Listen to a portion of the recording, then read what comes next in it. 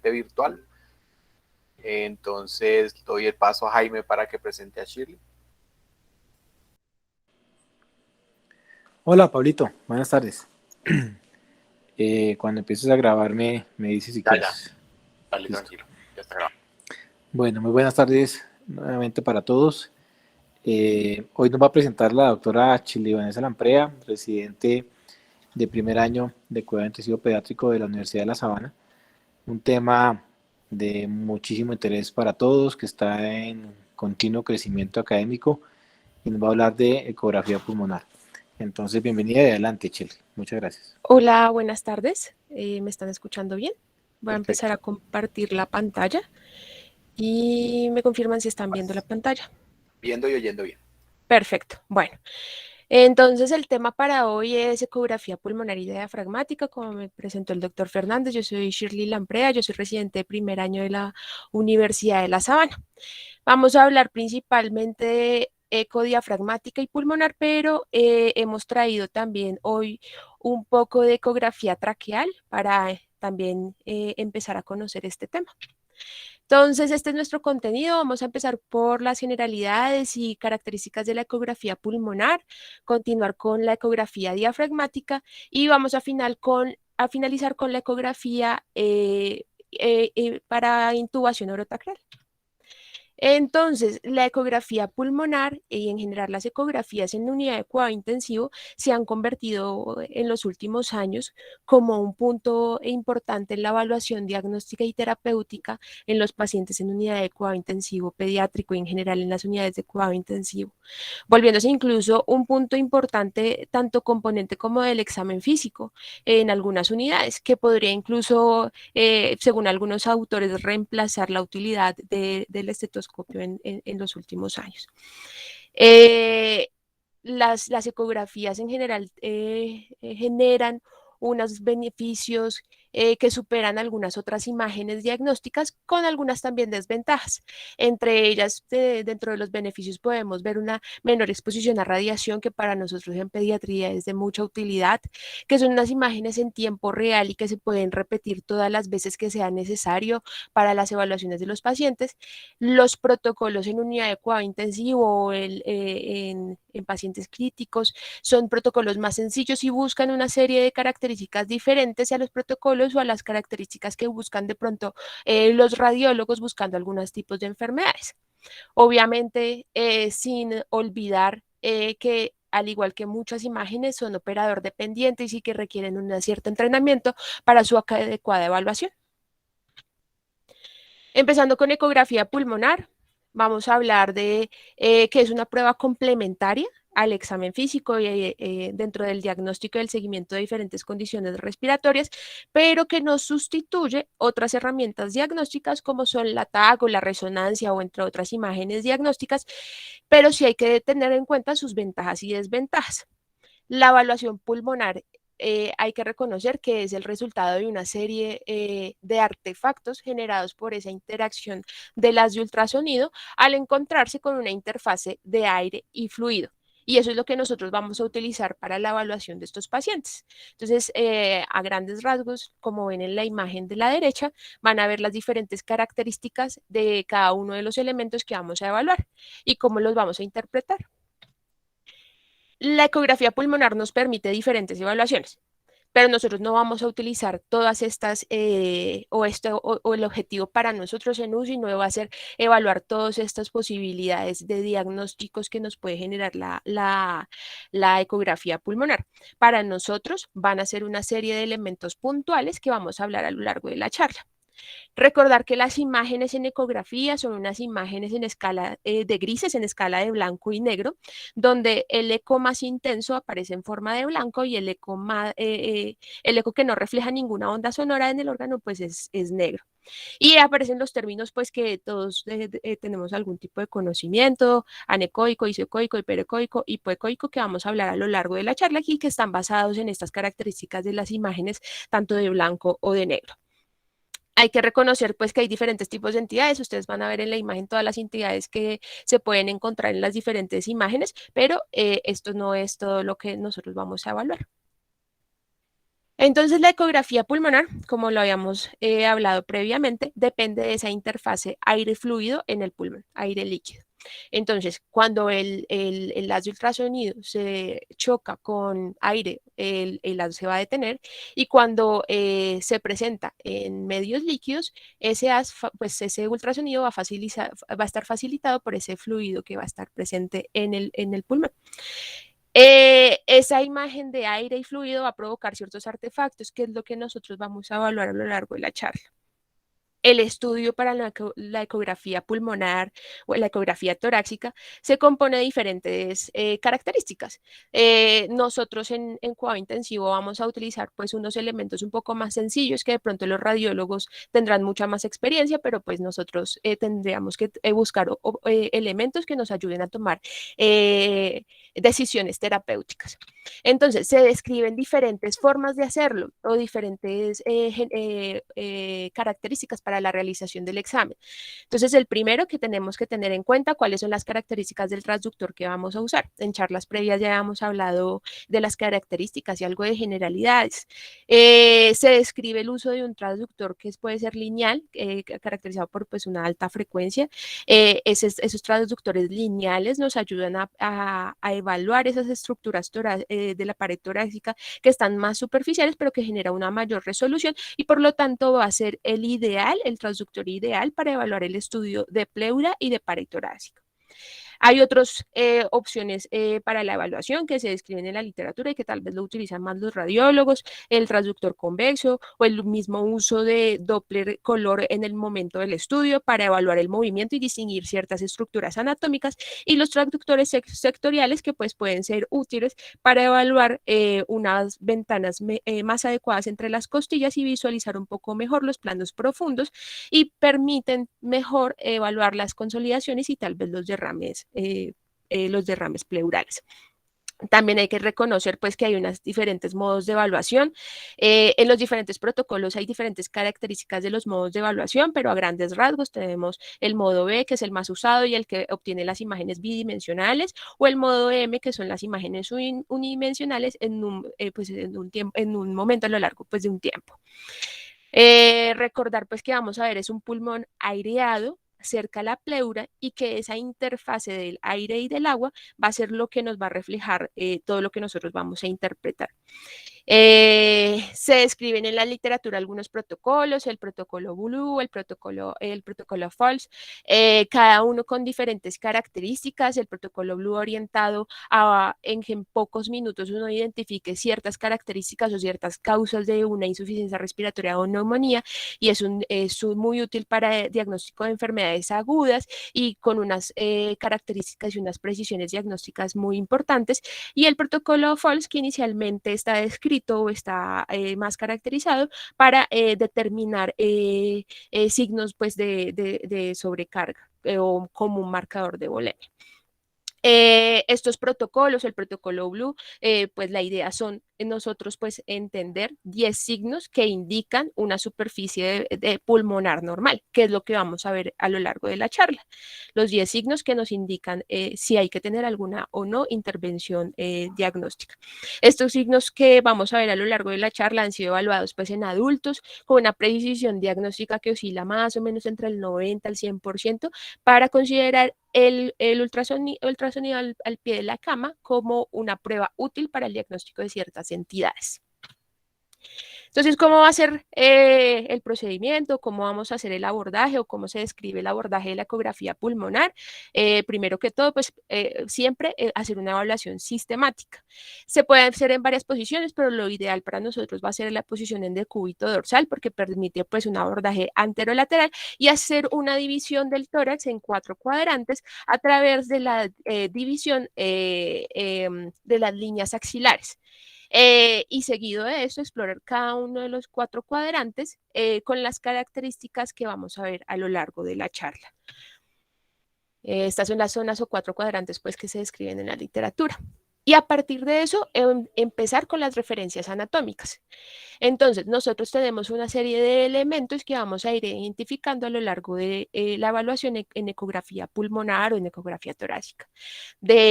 Por decirlo así, de más alto a más profundo, primero las costillas, segundo los músculos intercostales, pues seguido pues de la pleura tanto parietal como visceral, pero con algunas características que vamos a ver a lo largo de la charla, seguido del parénquima pulmonar y del diafragma.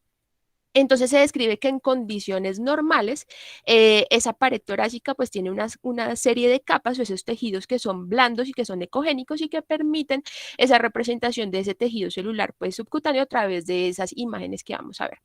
Las costillas que se van a ver representadas como esas estructuras óseas que van a bloquear esa imagen del ultrasonido y que aparecen como esas imágenes semicirculares hiperecoicas anterosuperiores pues a la imagen que nosotros estamos viendo. Más abajo de esas costillas vamos a encontrar pues a observar las líneas pleurales. Ahorita vamos a hacer puntualmente las líneas pleurales, evaluarlas. Cuando se pone ese transductor en esa posición transversal a las costillas, esa sombra posterior de las costillas y esa sombra que genera la línea pleural, como ustedes ven, generar pues lo que se conoce como el signo del murciélago, que es esa imagen que se genera entre las costillas y la pleura. Seguido con esto, pues vamos a ver con las referencias anatómicas cómo vamos a hacer la evaluación pues de la pleura. Inicialmente con una evaluación pues del deslizamiento pleural, que esa va a ser una imagen pues en tiempo real del movimiento de esa pleura sobre el resto de las estructuras cuando el paciente está pues en una respiración tanto en espontáneo o en ventilación mecánica. Esa identificación de esas dos superficies pleurales o ese movimiento pleural va a ser conocido como el signo del deslizamiento. Ahorita vamos a verlo puntualmente en un video. Pero cuando pasamos a un modo M o cuando lo hacemos en un modo M, esas líneas horizontales que se ven por encima de esa línea pleural que hemos identificado, como ven en la imagen, y con un aspecto moteado en la parte superior que va a corresponder a la pared torácica, formado pues esas líneas horizontales paralelas, van a generar esa imagen como de olas del mar, que ustedes ven por acá abajo. Y que van a estar bien delimitadas por esa línea ecogénica que corresponde a la línea pleural. Entonces, el parénquima pulmonar sano no debería por qué visualizarse debajo de esas líneas de esa línea pleural, porque pues en el ultrasonido va a estar el aire atenuado, pero sí se van a producir ciertos artefactos, que son los que nosotros vamos a estar evaluando en el pulmón. Entonces, el primer artefacto que aparece, esos artefactos que se describen en la literatura, la línea A, que se describe en muchos artículos, o conocido como el artefacto de reverberación. Entonces vamos a ver que inicialmente pues no es posible visualizar pues un pulmón claramente por lo que habíamos dicho previamente de las características del pulmón al estar aireado, pero usualmente sí se suelen visualizar entre dos artefactos pulmonares que pues son importantes, que son las líneas A y las líneas B. Entonces las líneas A son esas líneas horizontales y hiperecogénicas que son paralelas, equidistantes o una distancia equivalente pues a un múltiplo de distancia entre el transductor y la pleura. Esas líneas A son el resultado pues de esa reflexión del transductor sobre la onda ecográfica reflejada sobre la pleura. Como ven en la imagen, es esa línea que está reflejada en la imagen blanca, en la flecha blanca. El siguiente artefacto que se puede ver en la ecografía pues, del pulmón va a ser las líneas B o los artefactos descritos como cola de cometa. Esas líneas B son esos artefactos que se generan al observarse en zonas dependientes del pulmón, pues en situaciones que pueden ser pues, normales. Son líneas verticales hiperecogénicas originadas desde la línea pleural que continúan hasta el final de la imagen ecográfica, como ven en la imagen. se producen por esa reflexión del ultrasonido en el interior del septo interlobular. Y en condiciones normales se puede detectar entre una a dos imágenes de de estas líneas B. Pero en enfermedades obstructivas pueden estar disminuidas y por el contrario en enfermedades que tengan relacionadas con edema pulmonar o enfermedades intersticiales, incluso en SAA, pueden verse incrementadas estas líneas B. Cuando se observan múltiples o muchas líneas B es más frecuente pues en las regiones anteriores o superiores, pero puede tener pues todos estos significados patológicos que estábamos viendo o el que estábamos mencionando. Hay dos tipos de líneas B que se describen en la literatura, o dos tipos de líneas en cola de cometa, que son las líneas Z y las líneas B. La línea Z son estas líneas hiperecoicas que parten desde la pleura y que no alcanzan esa imagen más inferior o no alcanzan la imagen más inferior, el plano más inferior. Por el contrario, esas líneas o pues las de cola de cometa como tal, son esas líneas que sí ocultan las líneas A y que se mueven pues en consonancia pues, de los pulmones. La imagen que vamos a ver, o las imágenes pulmonares, pues van a ser ese resultado de todas estas imágenes entre agua y aire. Al presentarse pues diferentes elementos, agua o aire, van a aparecer otra serie de características o ya elementos patológicos que sí nos ayudan a generar otros signos ecográficos que para nosotros en UCI pueden ser de mucha utilidad. Entonces, aparecen los elementos para el diagnóstico pues, de un neumotórax. Entonces, vamos a ver de una serie de signos que pueden ser útiles para el diagnóstico ecográfico de neumotórax. Principalmente, pues, la presencia del punto pulmonar.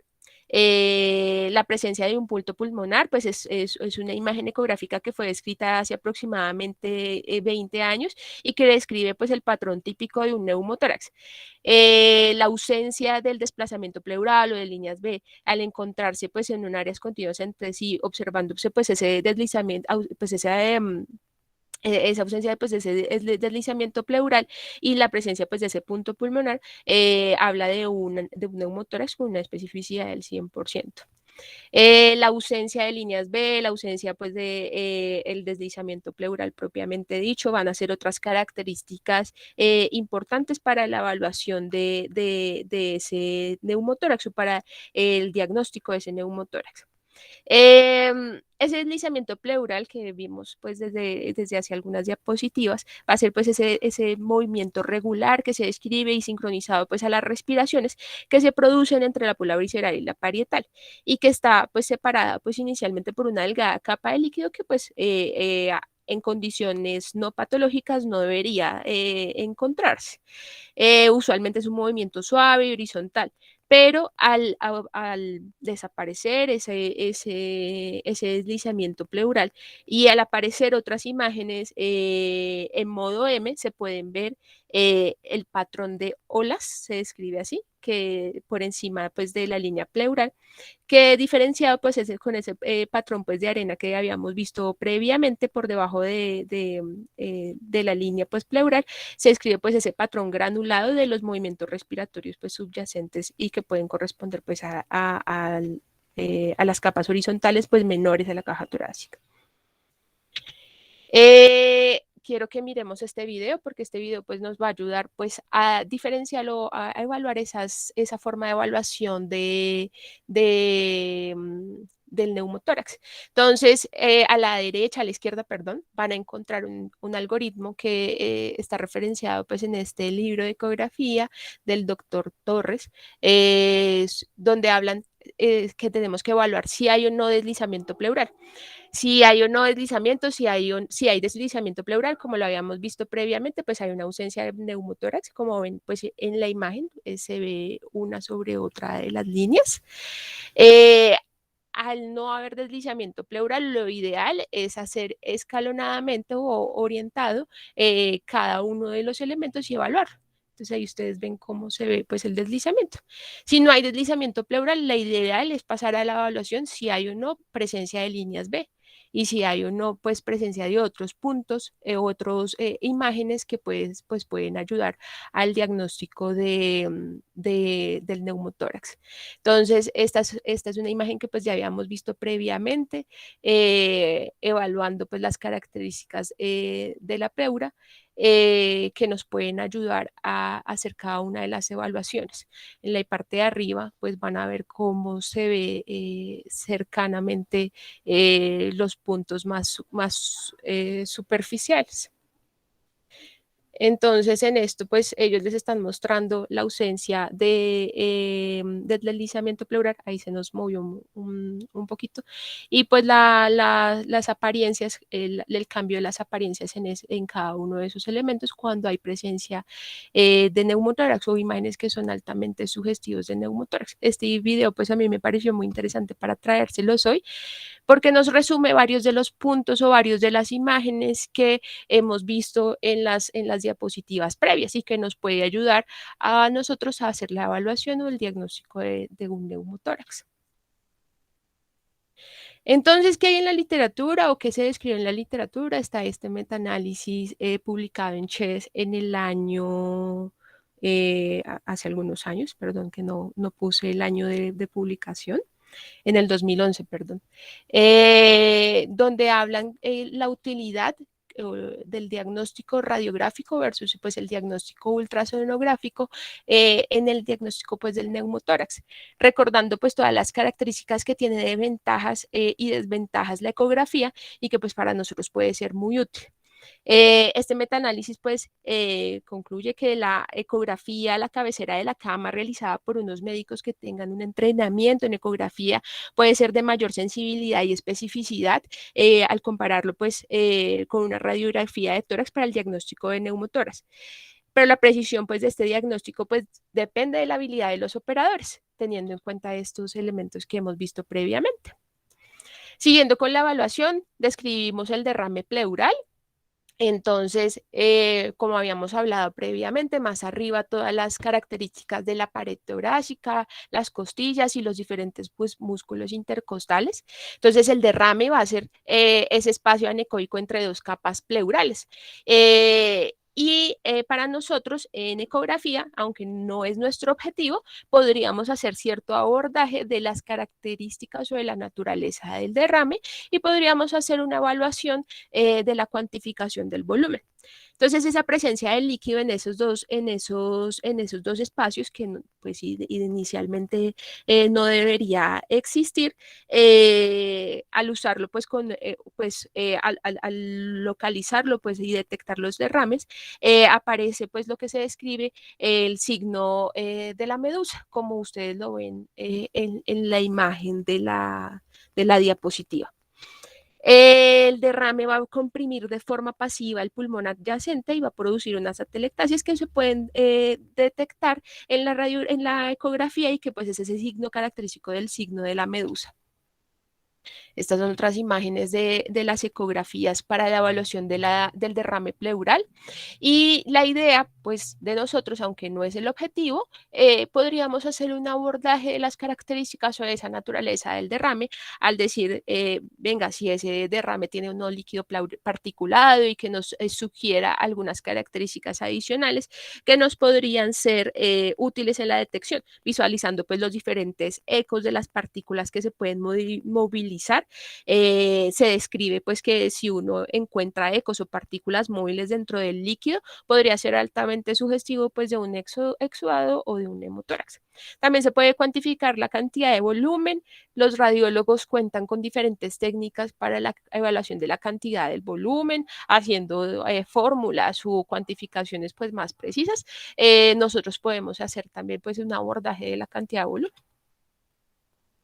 En radiología se describe este síndrome, el síndrome intersticial pulmonar, que es un diagnóstico principalmente por imágenes, donde se habla de un compromiso intersticial y una alteración pues, en el intercambio alveolo-carpilar. Entonces, ese síndrome intersticial pulmonar incluye todas las patologías como el edema pulmonar, la neumonía, el SDRA o la fibrosis pulmonar, y está definido por la presencia de 3 o más líneas B, como ya lo habíamos mencionado antes, cuando aparecen muchas líneas B, más de 2 líneas B, tiene un significado patológico. Obviamente en ciertas regiones pulmonares van a ser unas características diferentes y que nos pueden ayudar los abordajes. Ayuda también a la evaluación pues, de las diferentes características, cuando hay unas características que pueden ser sugestivas de un patrón de SDRA, la presencia de las múltiples líneas B entre sí o las múltiples líneas cuales entre sí. Se describe este síndrome pues principalmente en estas patologías. Lo traíamos a presentación el día de hoy para tenerlo presente.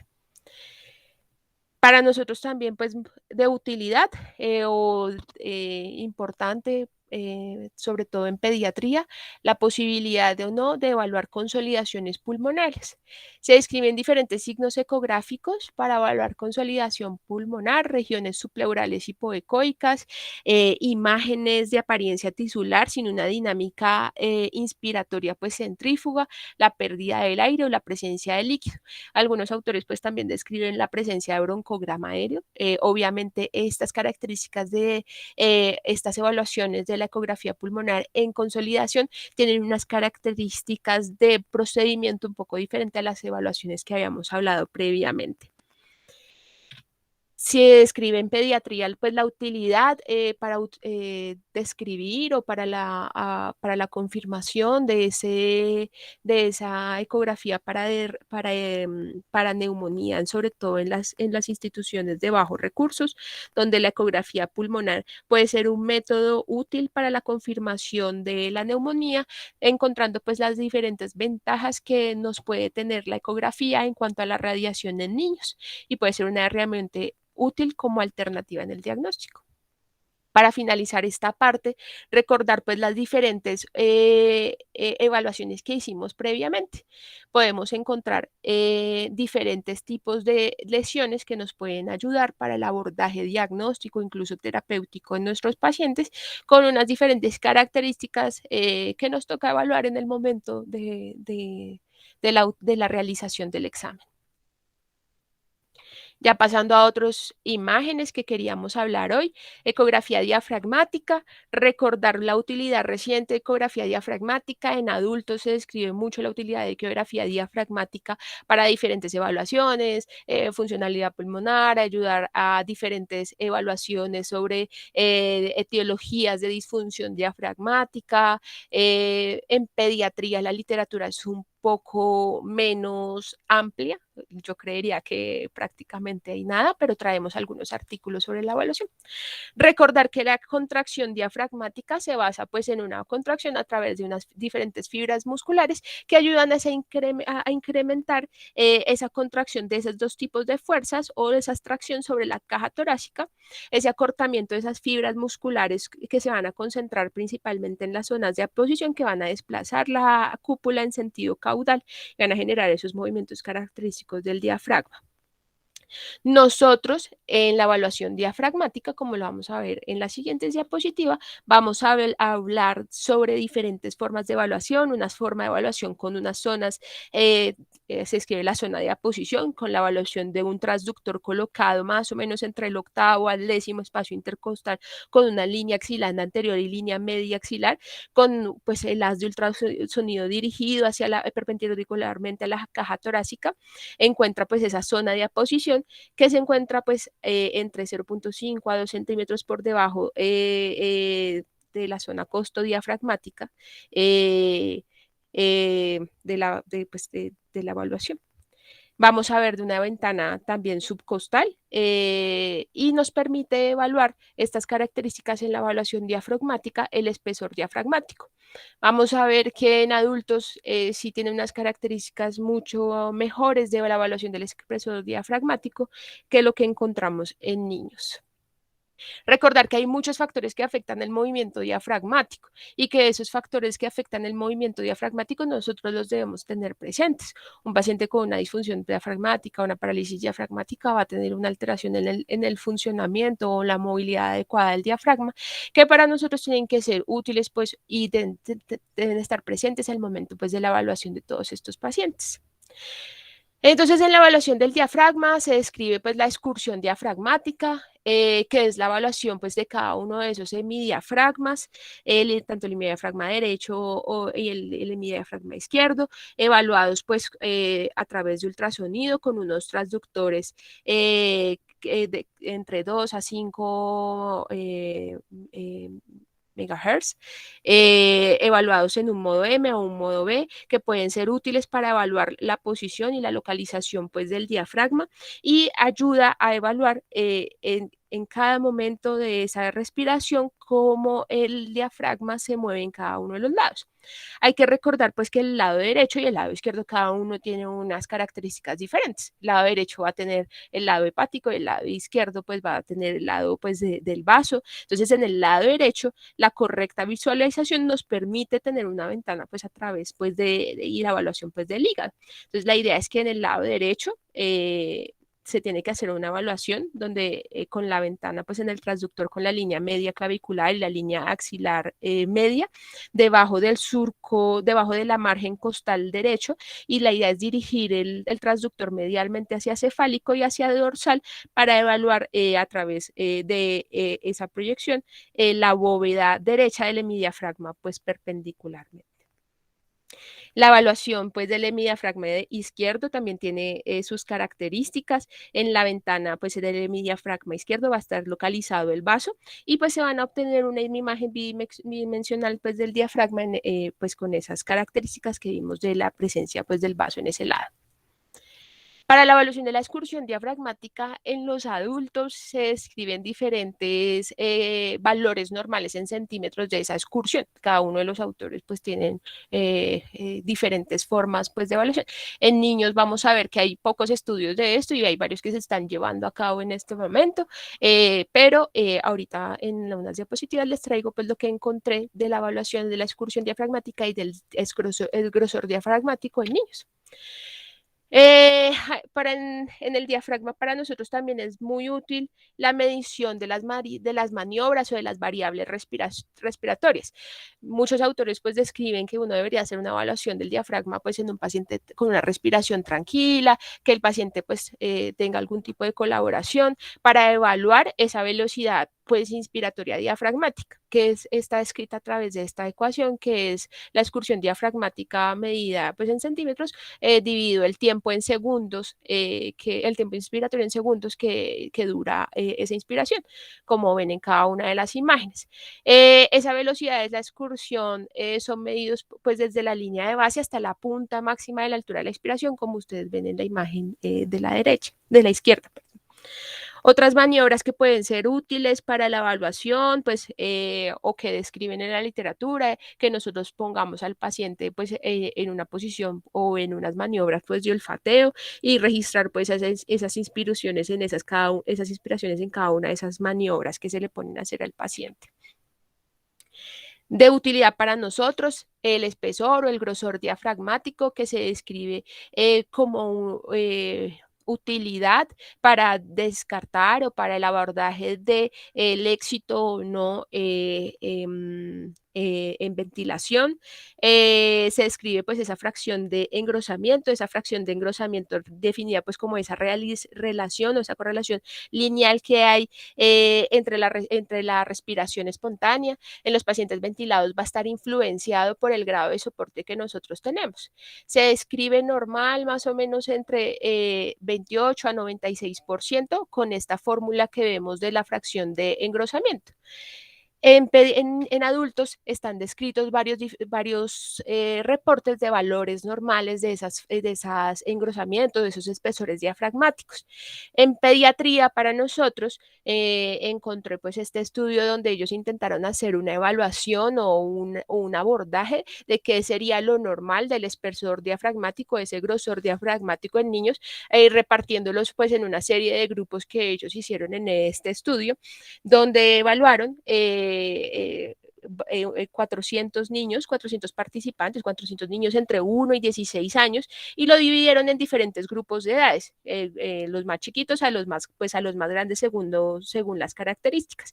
Y evaluaron pues las ecografías de todos estos niños para las excursiones y el grosor de los diafragmas, tanto del hemidiafragma de derecho o izquierdo, y determinaron los valores de referencia para ellos de la excursión y del grosor diafragmático para cada uno de esos grupos de edades, divididos en pesos y los repartieron. Este fue el único pues, estudio que encontramos pues, en la literatura sobre valores normales o valores de referencia de espesor y de grosor diafragmático. Tendríamos que evaluarlo. Es un grupo solo de 400 pacientes y es un grupo de pacientes realizados en un hospital acá en Latinoamérica. Otras formas, otros elementos durante la evaluación del diafragma, recordar que los movimientos del diafragma pues afectan la medición. Entonces, si es un paciente que está agitado, que no colabora durante la valoración, pues las valoraciones adecuadas de ese diafragma van a estar se deben tener presentes. Las dificultades para una correcta alineación, una correcta posicionamiento, pueden incluso sobreestimar el desplazamiento o las mediciones hasta en un 17%. Pero sí es muy útil la evaluación diafragmática para la evaluación de la disfunción diafragmática, con unas características de una sensibilidad, una especificidad pues muy buenas. Ya para finalizar, vamos a hablar un poco de ecografía en intubación orotraqueal, que me pareció un tema muy interesante para nosotros en nuestra formación. La ecografía en intubación orotraqueal se describe desde hace ya varios años, desde 1986, donde se logró la valoración de donde el doctor Slow y Cipolla lograron la valoración de la posición de los tubos orotraqueales. Entonces, lo que se dieron cuenta es que el tubo generaba pues una suave oscilación, una línea ecogénica, y que al finalizar la vía aérea distal tenía una eco lineal ecogénico pues no continuo. Ya más adelante, varios grupos evaluaron las diferentes características en tubos con neumotaponador, sin neumotaponador, cuando se les ponía solución salina o aire, para evaluar sobre todo la profundidad de los tubos en el momento de la intubación o la posición de los tubos a lo largo de la evaluación.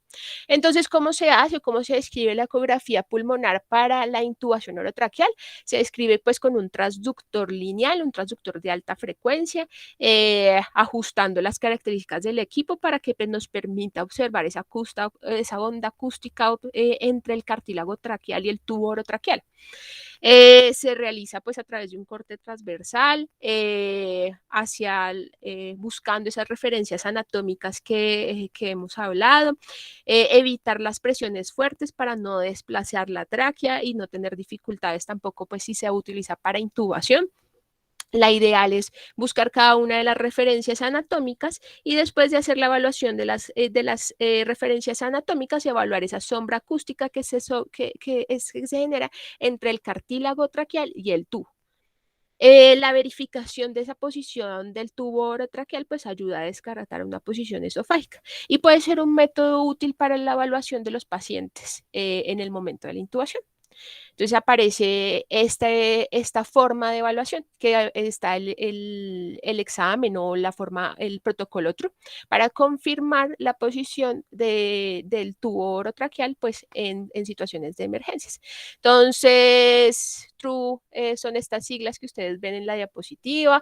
Lo que ayuda es a evaluar con exactitud la localización del tubo orotraqueal. Entonces, en este estudio realizado por Chow y colaboradores en el año 2011, lo que hicieron fue evaluar esa ecografía durante la intubación en el entrenamiento o en el manejo de la vía aérea, pues supervisados para descartar pues intubaciones esofágicas pues inadvertidas. Entonces, este fue un estudio prospectivo, observacional, realizado pues en un servicio de urgencias. Esto es sobre todo de pacientes de urgencias. En un hospital donde llegaban en el momento pues de realizar la intubación en el servicio de urgencias, pacientes pues con insuficiencia respiratorias, paros cardíacos, cardíacos o traumas y les aplicaban este examen de ultrasonido en el momento de la realización de la intubación. Y lo que colocaban era el transductor sobre la tráquea y pues con la muesca supraesternal transversal a la tráquea para la evaluación. Y adicionalmente pues evaluaban la capnografía como criterio, pues el gol estándar de ellos para confirmar la intubación o no.